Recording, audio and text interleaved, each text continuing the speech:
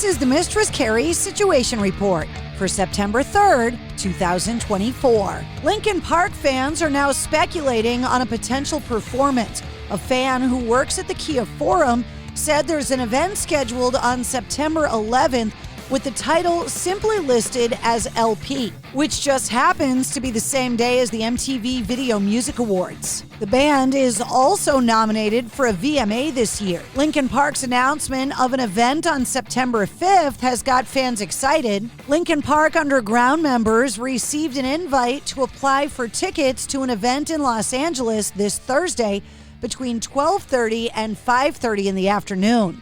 And Lzzy Hale from Halestorm got everybody talking that she might be involved in the Linkin Park rumored reunion, posting a cover of a piano-based version of Linkin Park's Crawling last week. And speaking of reunions, the Oasis reunion could come earlier than expected. After a 15-year hiatus, over the weekend, the band put on sale 17 shows in the UK and Ireland. But they could hit the stage earlier than the tour if a Saudi boxing promoter gets his way. Liam Gallagher is already slated to perform some hits at Wembley Stadium in London on September 21st, ahead of the world heavyweight title fight between Anthony Joshua and Daniel Dubois. They're expecting more than 90,000 spectators to attend. The Saudi advisor who's organizing the boxing event says he wants Noel to be at Wembley too, saying, quote, "It'll be something amazing if we get them together.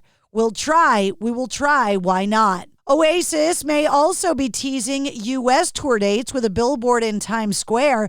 Liam and Noel Gallagher featured on a large corner billboard for Amazon Music, which says, if we need to put up a billboard to get these guys to come to the States, here it is. Some rumored tour dates in North America included a September 2nd date in Boston in 2025. Papa Roach have added Wage War to their European UK tour early next year. Papa Roach celebrating the 25th anniversary of their sophomore album Infest.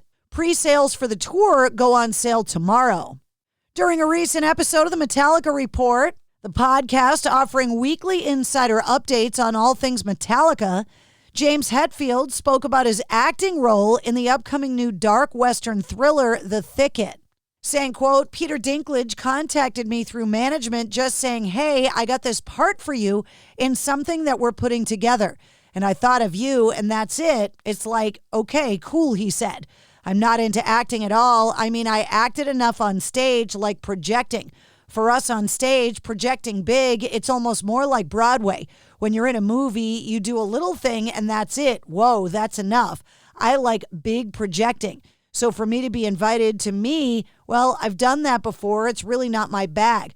But he invited me along. There was a couple of other things that I had done before. They said, hey, this is a part. You don't have to do anything. You don't have to train. You don't have to do nothing. Just be you." And it's like, all right, well, I can do that. The Thicket hits the big screen this Friday, September 6th. David Gilmour believes success hindered Pink Floyd's ability to accept criticism. During a conversation with The Sun, he explained how the band's creative dynamic changed. He said, quote, "After you achieve these dizzying heights, people tend to show you way too much deference. It becomes hard to retrieve the setup that you had when you were young. In the early stages of Pink Floyd, we could be as rude and as insulting to each other about our personalities and our music as we wanted, and yet everything would be all right in the end. No one ever stomped off permanently until we broke big.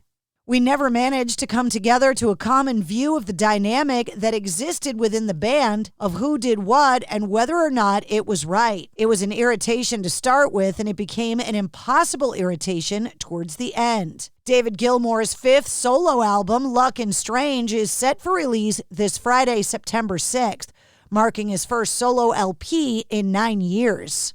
On July 26th, as part of the opening ceremonies for the Paris Olympic Games, Gojira performed the song A Saira with opera singer Marina Viotti. Now the band have made their track available on Spotify, Apple Music, and more. Mastodon are hinting at the release of a new song. The band hasn't released anything new since 2021's Hushed and Grim. The band commemorating the 20th anniversary of their Leviathan album, saying online, quote, "Happy 20th anniversary, Leviathan. It's wild to look back at how far we've come in the past 2 decades. In the Leviathan days, we were grinding it out in a van, dreaming of something bigger. Who would have thought that it would lead to 20 years of incredible experiences, Grammy nominations, and a win, #1 spots on the Billboard rock charts, and even a cameo in Game of Thrones, among other things.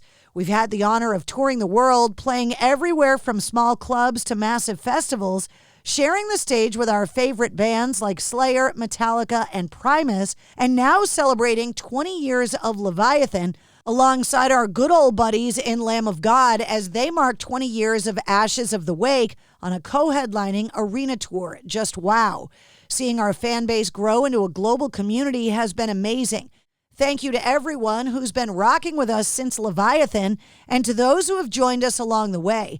The last 20 years have been an incredible ride, and it feels like we're just getting started. We're excited for what's next, maybe even a new song sooner than you think. Maybe. It's been 50 years since Judas Priest dropped their debut album, Rockarola, released on September 6, 1974. During a recent interview, Ian Hill from Judas Priest revealed that a new version of the classic album is being worked on. Thanks to the efforts of producer Tom Allum, who's worked with the band for a long time, the album will be remixed while utilizing the original stems. And Steve Harris from Iron Maiden joined the Perth, Australia team Stirling Macedonia FC for a game of soccer. The 68-year-old telling the news, "I just love playing football. Any chance I get, I'm not as quick as I was, of course. At my age, definitely not. So I dropped back to left mid." When he was asked how his body was holding up after the game, which saw him score 2 goals, he said, "Well, we'll soon find out." Saying, quote, "If I can do this, if I can play for other people, I'd play every week."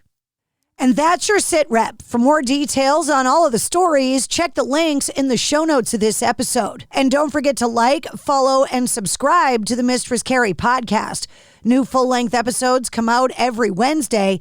Episode 221, featuring John 5 from Motley Crue, is available now.